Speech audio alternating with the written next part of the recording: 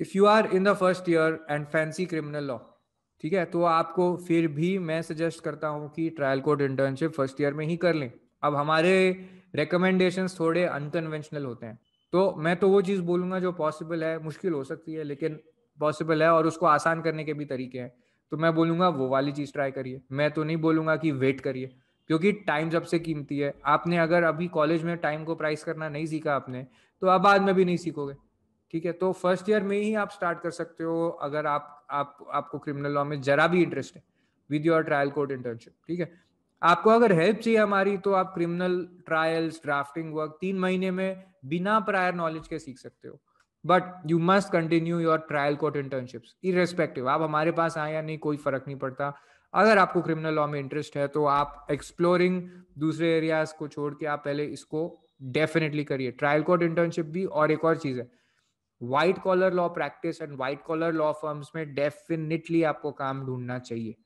ठीक है, तो आपने 2-3 ट्रायल कोड इंटर्नशिप कर ली ना, और 1-2 पीओसीए मैटर, पीएमएलए मैटर, जो ट्रायल लिटिगेटर्स आजकल करते हैं वो किया, उसके बाद आपको अगर फर्म ट्राई आउट करना है तो आप इसी एरिया में फर्म ट्राई करिए, डिस्प्यूट्स प्रैक्टिस व्हाइट कॉलर। क्योंकि लोगों को क्या है कि अगर आपका इंटरेस्ट इसमें है तो आप सर्वाइव आसानी से कर पाओगे। जिसको व्हाइट कॉलर जिसको डिस्प्यूट्स अच्छा लगता है और लॉ फर्म में डिस्प्यूट्स करने को मिलता है ना, तो that's like the best of both worlds. आप एडवाइस भी कर रहे हो, आपको लॉ फर्म का सैलरी भी मिल रहा है, अनप्रिडिक्टेबिलिटी भी नहीं है, कोर्ट भी जाने मिल रहा है। ठीक है, तो आपको सारी चीजें मिल जाती हैं।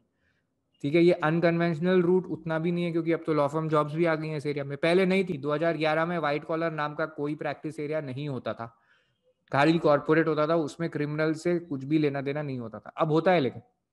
ठीक है, working in your local district और city is a very promising idea. आप छोटे शहर में हो, टाउन में हो, तो वहां तो मतलब ज्यादातर जगह पर सैचुरेशन नहीं हुआ है, लोग अवॉइड करते हैं ट्रायल कोर्ट्स। अगर आपको क्रिमिनल लॉ में इंटरेस्ट है तो ट्रायल कोर्ट की प्रैक्टिस जरूर बनाइए। और ये बहुत क्लियर है, बहुत सारे ट्रायल लॉयर्स हाई कोर्ट और सुप्रीम कोर्ट लॉयर से ज्यादा भी सक्सेस कमाते हैं, और ये पता नहीं चलती है बात, but trial lawyers are definitely the richest.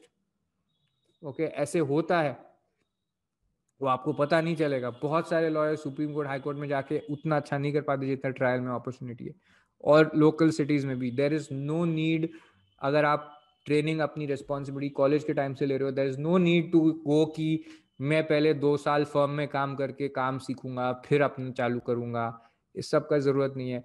ये भी नहीं है कि मुझे जाके अपने सीनियर के साथ पहले काम करना है 2 साल दिल्ली या मुंबई में, उसके बाद सीखना है फिर काम चालू करूंगा। इस सब का कोई जरूरत नहीं है।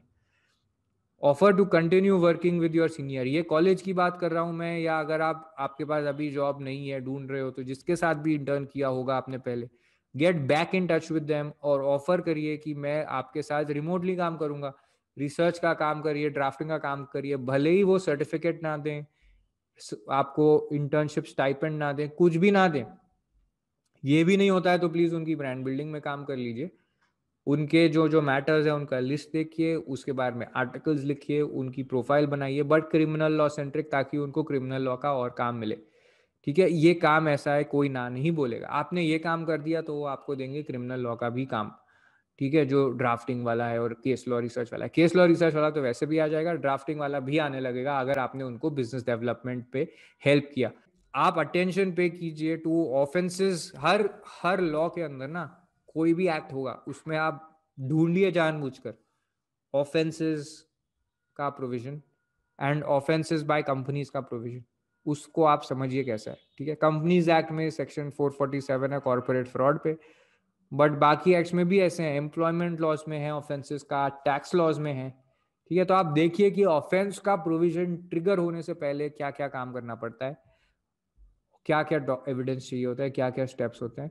और ऑफेंस ट्रिगर हो गया तो डायरेक्टर्स को कैसे बचाया जा सकता है, कौन कौन लायबल होता है कंपनी में। कंपनी सेक्रेटरी हो सकता है लायबल क्या, सीएफओ हो सकता है क्या, सीईओ सीओओ हो सकता है क्या, क्या डायरेक्टर हो सकता है, कौन लायबल हो सकता है। ऑफेंसेस आपको ढूंढने हैं। ठीक है, ऑफेंसेस ढूंढने के बाद आपको समझना है कि ट्रिगर कैसे होता है, कौन कौन लायबल हो सकता है, फिर ये सोचना है बचाना कैसे है। बट इतना तक कम से कम जान लेना है। ठीक है, अब आता है आपको स्पेशल लॉज को आपको सीआरपीसी से कनेक्ट करना पड़ेगा, क्योंकि सीआरपीसी के सेकेंड शेड्यूल में आई थिंक लिखा है कि किस टाइप का ऑफेंस बेलेबल है, नहीं है, कॉग्निजेबल है, नहीं है, ट्रायल कहाँ होगा। और स्पेशल लॉज में अगर वो नहीं लिखा है तो सीआरपीसी अप्लाई होता है, बट स्पेशल लॉज में लिखा है तो स्पेशल लॉ अप्लाई होता है। और कहीं कहीं कॉन्फ्लिक्ट्स होते हैं तो उस पे लॉ है, केस लॉज है कि कहाँ पर कैसे होता है। फिर ये देख लिया तो मामला खत्म नहीं हुआ, अब जाके प्रोसीडिंग ऑब्जर्व करिए, सीनियर्स को ढूंढिए, अपने मेंटर्स को ढूंढिए, सीनियर को मेंटर बनाएं, और एटलीस्ट एक दो केस अलग अलग फोरम्स, अलग अलग कोर्ट्स में जो स्पेशल लॉ के अंडर क्रिमिनल प्रोसीडिंग सुन रहे हैं उसको पार्टिसिपेट करने की कोशिश करिए। ठीक है।